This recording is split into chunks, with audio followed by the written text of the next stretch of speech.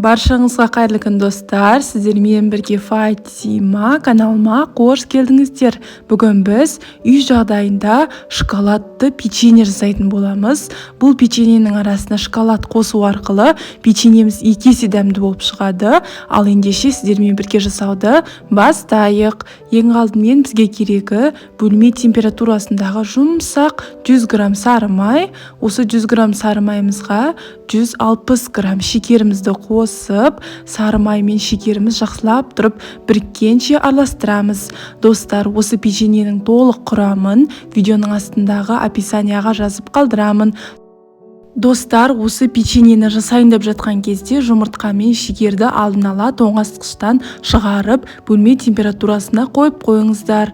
Сосын 2 жұмыртқамызды қосып, тағы да жақсылап тұрып араластырамыз. Достар, осы печеньені міндетті түрде жасап көріңіздер. Бұл печеньеміз өте дәмді болып шығады. Әсіресе сіздердің балаларыңызға ұнайтын болады. Мінекей мына шетте жұмыртқамызды қосып, бір керкі болғанша араластырып болған соң, келесі кезекте ұнның кезегі. Осы печеньенің қамырына мен ұнды 2-3 бөлікке бөліп барып қосамын.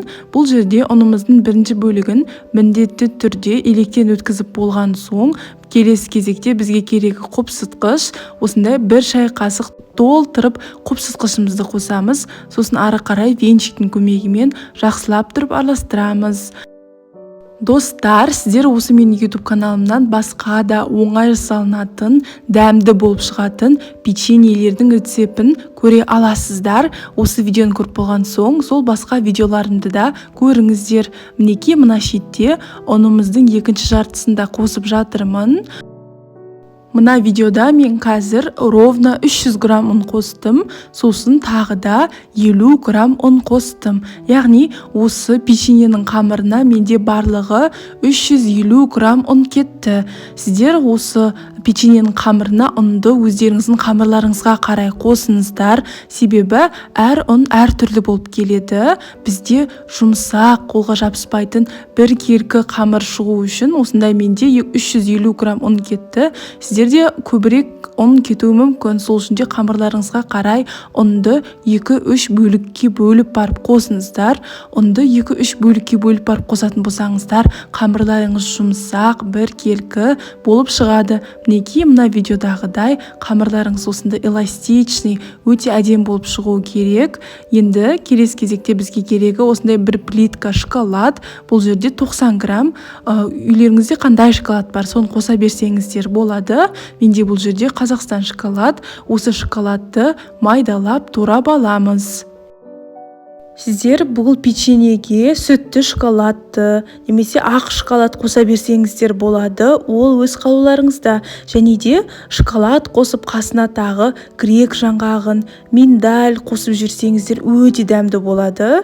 Мінекей шоколадымызды турап, осы шоколадымызды қамырымыздың үстіне осылай әкеп саламыз. Сосын ары қарай осылай шоколадымыз біріккенше қамырымызды илейтін боламыз.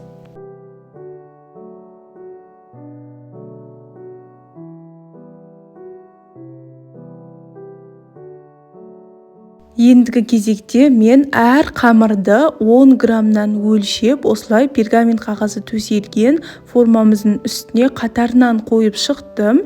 Сіздер осылай әр қамырды өлшеп отырғым келмейді десеңіздер, онда қамырларыңызды шамамен көз мөлшермен кішкене қылып бөліп осылай қатарынан қойып шықсаңыздар болады.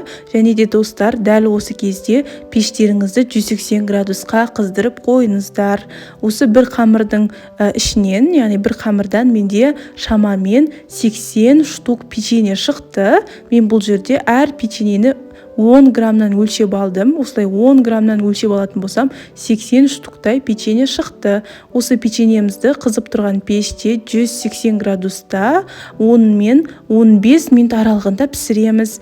Мінекей мына менің печеньем осындай 15 минуттың ішінде пісіп шықты. Печеньеміздің сырты қызарып, асты да қызарып пісуі қажет. Мына шетте печеньеміздің екінші партиясы осылай пісіп шықты. Достар, сіздер осы печеньелердің пісу уақытын өздеріңіздің пештеріңізге қарай ыңғайлаңыздар. Себебі әр үйдің пеші әр түрлі пісіреді. Мысалмен де айтсам болады, менің бірінші противень печеньем 12 минуттың ішінде пісіп шықса, екінші противень печеньем 15 минуттың ішінде пісіп шықты. Сол үшін де печеньелеріңізге қарап тұрыңыздар. Печеньелеріңіз күйіп кетпесін. Печеньенің үсті қызарып, асты да қызарып піссе, печеньелеріңіз пісті деген сөз. Печеньелеріңізді суытып, сосын дәм татып көре берсеңіздер болады. Бұл печенье өте дәмді болып шықты. Өзіме қатты ұнайтын печеньелердің бірі, себебі арасына шоколад қосылған. Шоколад қосу арқылы печеньеміз өте дәмді болып шықты. Сіздер де осы печеньені жасап көріңіздер. Осылай печеньелеріңізді жасап, балаларыңызды қуантыңыздар. Сіздермен болған Фатима. Каналыма тіркеліп, лайк басып, комментария жазуды ұмытпаңыздар.